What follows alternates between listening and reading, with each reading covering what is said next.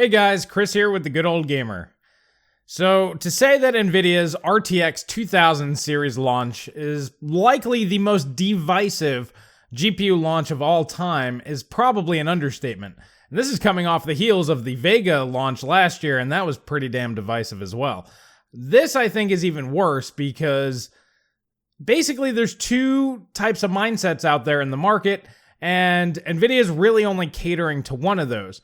So in this video, we're going to go over the two competing factions out there. One is progress and technology, and the other one is dem 4K frame rates. So stick around and check it out.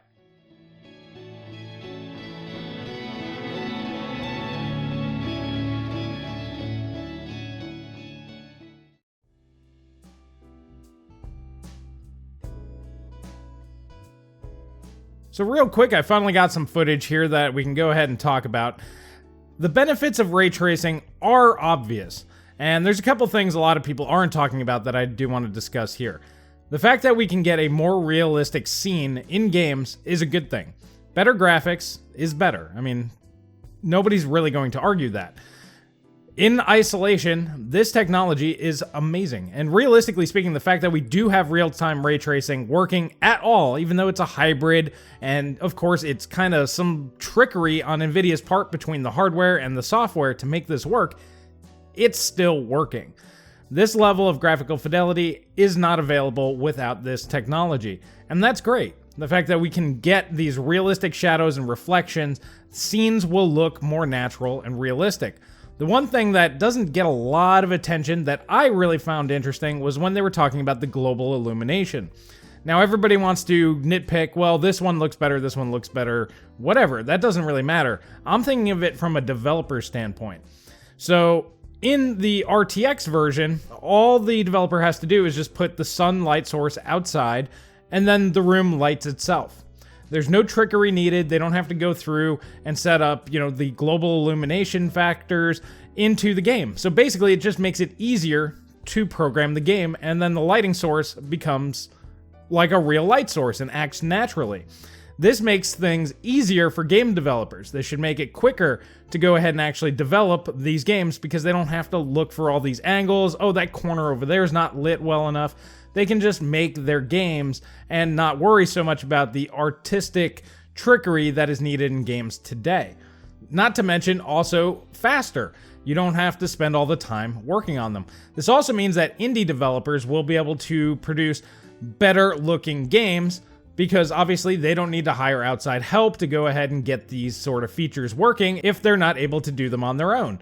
So we should be able to see better games from smaller developers or developers that just are more strapped for cash, as well as big developers can actually go ahead and produce bigger games. They can take more risks because they're not paying out as much money to actually develop games. That to me is a huge advantage to this technology, and that's the reason why Jensen kept saying it just works. Well, assuming that you have the right hardware and software, well, yeah, sure, I guess it does just work. Now, on top of that, of course, you do have, like I said, the better reflections, like in this Battlefield 5 trailer right here. I mean, this is something that a lot of people, they're not super impressed by it, but at the same time, everything does look more realistic. To me, this little spot here with the bus and the windows on the bus here, it just looks so much more real than anything that we've ever seen. And that's really all that they're trying to do with this particular demo. But you also have to remember that this is brand new technology. This is the initial implementation of this in anything. This is new. This is stuff that we don't currently have, and it looks better. So we are advancing technology forward. Like I said, even though there might be some trickery there, it does work and it looks good.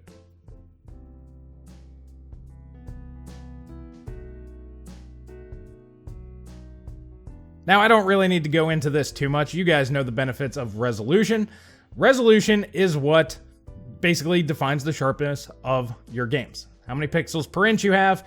The more pixels you have, the more defined and detailed things are. That's it. Now, 4K has been the big push from all different angles for a long time now. And I think this is one of the reasons why a lot of people are disappointed in this 2000 series launch, is because 4K is not a focus for this at all. The main focus to these GPUs is ray tracing.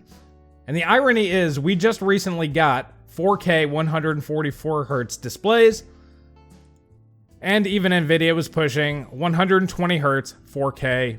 I guess they're monitors, but I'm just going to call it a TV. At that size, it's a freaking TV. But basically, they wanted to take over the living room with 4K 120 Hz. So that ties in to the next thing, and that's frame rate.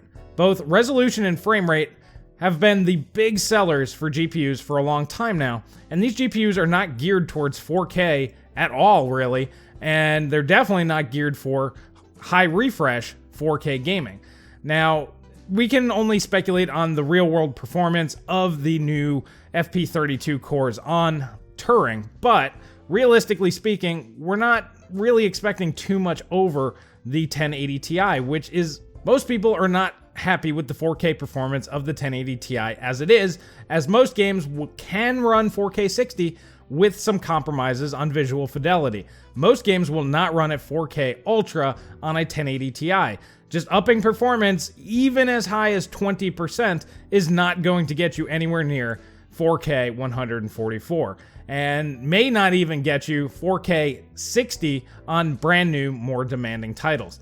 And that, I think, is really where people are getting upset and the reason why people are a little disappointed in this launch.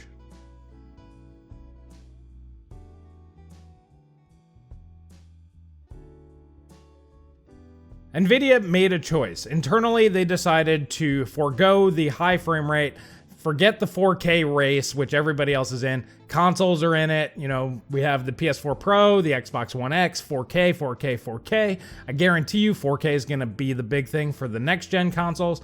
They'll probably all be saying, ooh, 4K 60, and that's going to be what they're going to use for their marketing and for their, to sell you guys on buying their new stuff. And we were expecting this from Nvidia because that's what the market's been doing. They decided to go a different direction, and they're going more in the visual fidelity category. Now, there's a couple of reasons why this makes sense from Nvidia's standpoint. First off, they're the only ones that have the technology and the software backing to go ahead and implement this into games today. As a gamer and as a tech enthusiast, I'm actually really happy to see things being progressed forward. We haven't had a graphical leap in technology in a long time. I mean, DirectX 11's been around since, I think, 2010, 2011 at this point, and realistically, graphics haven't changed that much since then. DirectX 12 hasn't changed anything, and Vulkan graphically has not really changed anything. It looks the same as the OpenGL version if you look at something like Doom. So it's nice to see that they're going that route, but I think that they did it prematurely. I think the RTX Quattros make sense for developers to get their hands on this technology. They can then go ahead and start building games with that technology in mind. Also for, movie studios and small indie filmmakers, they can go ahead and have better CGI. I think that these GPUs are fantastic for that. But like I said, I think it would have been smart for them to have this technology first and then come out to consumers later on, once games are developed with this technology in mind. Now, the best example of this, and the reason why I feel the way I do there, is because if you take a look at the Shadow of the Tomb Raider demo running with RTX on, we can see the 2080 Ti, the $1,100 GPU, running at 1080p, anywhere between 30 and 40 frames per second. Now, once again, this is not optimized. In a tweet from Tomb Raider, the Nvidia ray tracing technology currently being shown in Shadow of the Tomb Raider is an early work in progress version. Well, like I said, that makes a lot of sense. Shadow of the Tomb Raider is an early work in progress version. As a result, different areas of the game have received different levels of polish, and we work towards a complete implementation of this new technology. The final Nvidia ray tracing integration will be released as a post-launch update, and we are excited for our fans to experience this firsthand. Now, Rise of the Tomb Raider had post-launch effects and things put into it, and so did Deus Ex Mankind Divided, so this makes a lot of sense that they would do this as well. This engine, I don't know the name of it off the top of my head, but they've been leading the charge. I mean, Rise of the Tomb Raider was one of the first DirectX 12 titles, one of the big ones anyway.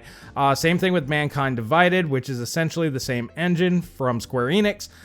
They've been wanting to push technology all along, and adding it in afterwards does seem to make sense. They did that with the DirectX 12 in Deus Ex, and I think they also did it in Rise of the Tomb Raider. So this is something that they do regularly.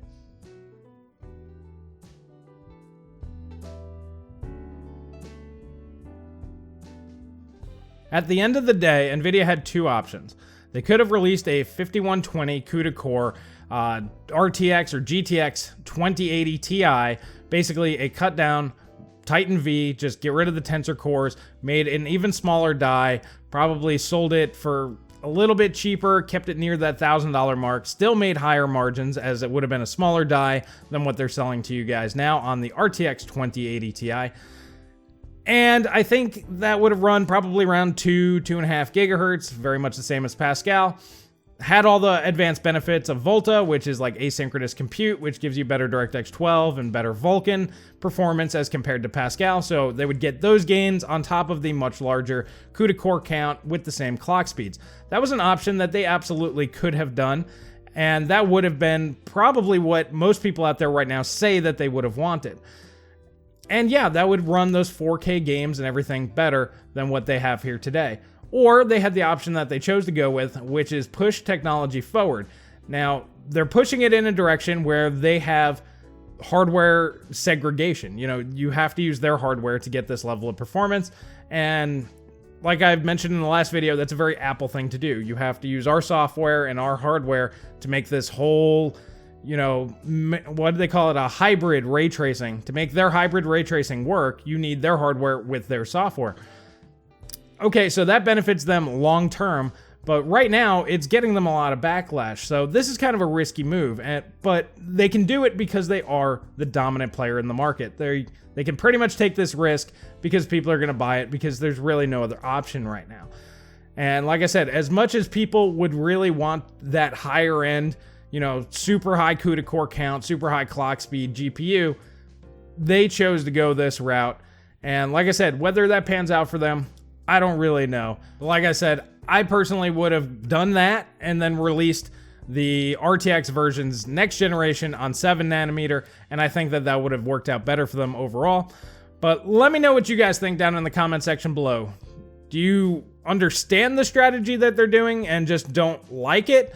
Or do you just think that they've gone crazy and this whole ray tracing thing's never going to catch on? Let me know what you guys think down in the comment section below. And if you like this video, please hit that like button, please subscribe, please share with friends. That really helps me out. And if you guys don't want to buy a Geforce RTX but want to upgrade performance, check the links in the description below. There's some really good deals on 10 series cards if you're looking for an upgrade and don't want to deal with any of this. Prices may go up. I don't know where prices are going to go. They may go down, they may go up, but they're pretty good right now if you wanted to pick one of those up here today. Well, alrighty guys, that's all I have for today, and I will catch you guys in the next video.